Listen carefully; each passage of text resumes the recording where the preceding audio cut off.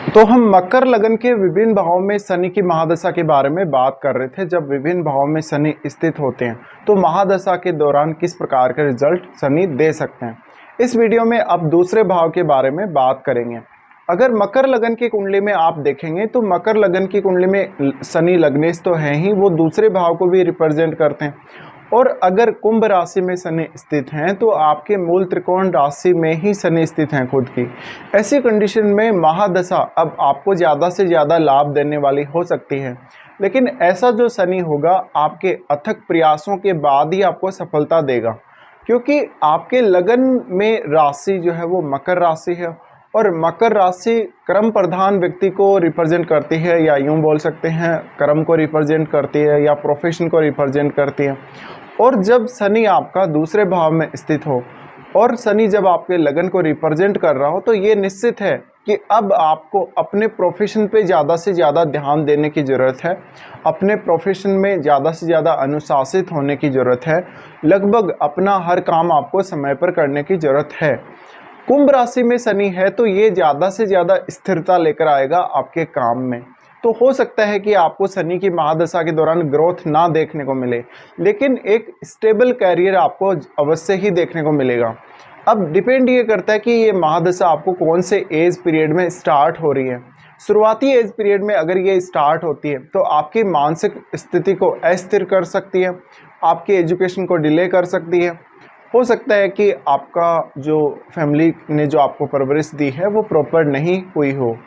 इसके अलावा अगर ये दशा आपको 5 से 10 साल या 15 साल तक कभी भी स्टार्ट हुई हो तो ऐसा हो सकता है कि फैमिली का सपोर्ट पूर्ण रूप से ना मिला हो, धन संपत्ति वगैरह या अन्य मामलों में भी आपकी फैमिली या आप खुद बहुत ज़्यादा कमज़ोर रहे हों।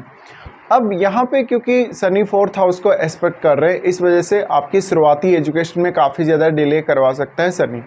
इसके अलावा घर परिवार के सदस्यों के साथ या रिलेटिव्स के साथ आपकी थोड़ी अनबन भी रह सकती है। अब शनि आपके 8वें भाव को भी एस्पेक्ट करते हैं। 8वें भाव को एस्पेक्ट करने की वजह से आपकी लाइफ में कोई बहुत बड़ा चेंज नहीं आता, बहुत कोई बड़ी ट्रांसफॉर्मेशन नहीं आती, और आपके जीवन के जो जितने भी बड़े परिवर्तन हैं उनको शनि काफ़ी ज़्यादा स्लो कर देंगे। लेकिन आपको ये भी देखना पड़ेगा कि शनि क्या वक्री स्थिति में है या क्या मार्गी स्थिति में है। शनि वक्री हो तो ज़्यादा अच्छे रहेंगे आप लोगों के लिए। अब शनि आपके सबसे इम्पोर्टेंट हाउस 11वें भाव को एस्पेक्ट करते हैं, जहाँ पर वृश्चिक राशि है।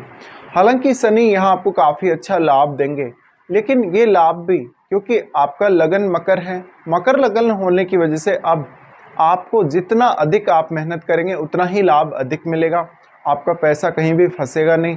अगर शनि पर किसी अन्य ग्रह का प्रभाव हो तो हो सकता है कि आपका धन आपको समय पर नहीं मिले, प्रॉफिट समय पर नहीं हो, लेकिन ऐसा शनि आपको धन संपत्ति की वजह से काफ़ी नेम फेम देने का भी काम करेगा।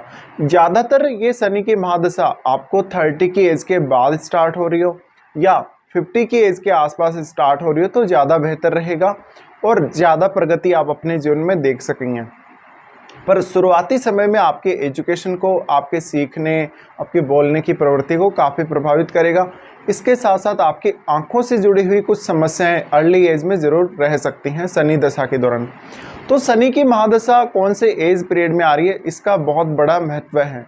अब अगर हम देखेंगे शनि के एस्पेक्ट के हिसाब से तो शनि 4th हाउस को एस्पेक्ट करते हैं, इसलिए ऐसा हो सकता है कि शनि की महादशा के दौरान शुरुआत में अपना घर बनाने या लग्जरी सुख पाने के लिए आपको बहुत मेहनत करनी पड़ सकती है या फिर बहुत ज़्यादा डिले हो सकता है।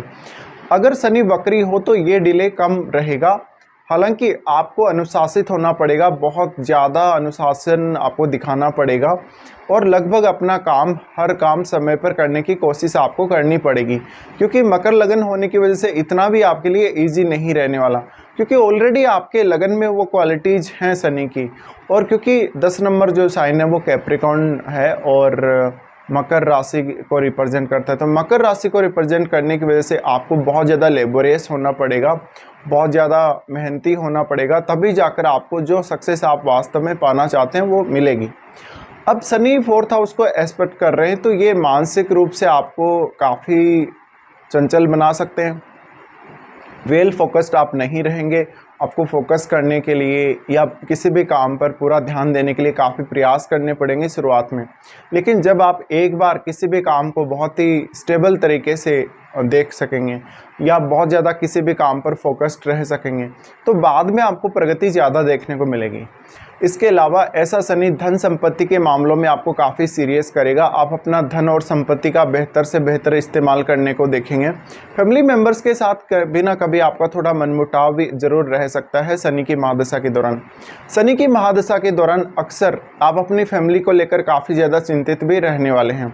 शनि 8वें भाव को एस्पेक्ट करेंगे, यहाँ पर वो अपने शत्रु सूर्य के घर को एस्पेक्ट कर रहे हैं, तो हो सकता है कि आपको कोई अपने इन लॉज से कोई ज़्यादा लाभ नहीं हो, धन संपत्ति में आपको विरासत में कुछ ज़्यादा नहीं मिला हो, लेकिन जो भी आप अर्जित करेंगे अब आप अपने खुद के प्रयासों से, खुद की मेहनत से अर्जित करते हुए नजर आएंगे, चाहे धन अर्जित कर रहे हो चाहे संपत्ति अर्जित कर रहे हो।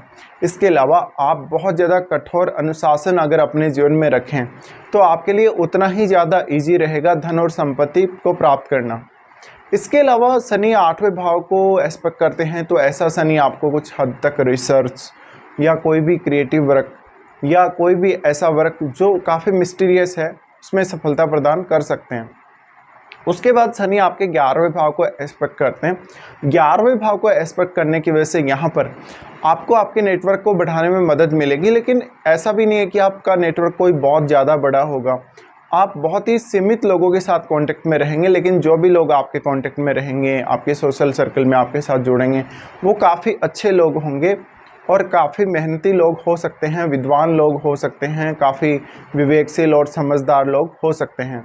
तो शनि का कहीं ना कहीं जो आपके 11वें भाव पर एस्पेक्ट है वो ज़्यादा अच्छे से काम करेगा, बजाय कि आपके जो 4th हाउस पर एस्पेक्ट है और जो आपके 8th हाउस पर एस्पेक्ट है उसकी तुलना में।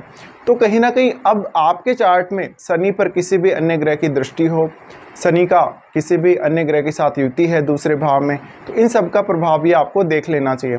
अब क्योंकि डिस्पोजिटर तो खुद शनि ही है और शनि क्योंकि लगन को भी रिप्रेजेंट कर रहे हैं, तो अब आपको ही वो सब करना पड़ेगा। शनि की महादशा के दौरान ज़्यादातर आपको अपनी जिम्मेदारियां खुद से ही निभानी पड़ेंगी, खुद के कंधों पर ही आपको लेनी पड़ेंगी।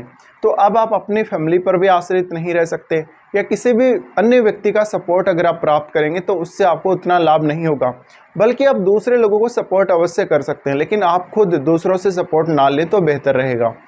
अब यहाँ पे जो शनि हैं वो आपको काफ़ी ज़्यादा कठोर अनुशासन में लाना चाहेंगे अपनी महादशा के दौरान, और आपको काफ़ी कुछ बताएंगे, काफ़ी कुछ सिखाएंगे और काफ़ी सारे कड़वे अनुभव आपको अपने घरेलू जीवन के मामले में शनि की महादशा में देखने को मिल सकते हैं। अब सबसे बड़ी बात है यहाँ पर आपकी वाणी को लेके, आपकी वाणी थोड़ी कटु हो सकती है, या कुछ ऐसे वर्ड आपकी वाणी में बोले गए हो सकते हैं या इस्तेमाल हुए हो सकते हैं जो लोगों को बहुत ज़्यादा परेशान करेंगे, जो काफ़ी सत्यवादिता पे आधारित होंगे। तो इस प्रकार का कुछ आपको शनि की महादशा रहेगा जब भी शनि आपके दूसरे भाव में मकर लगन की कुंडली में स्थित हों।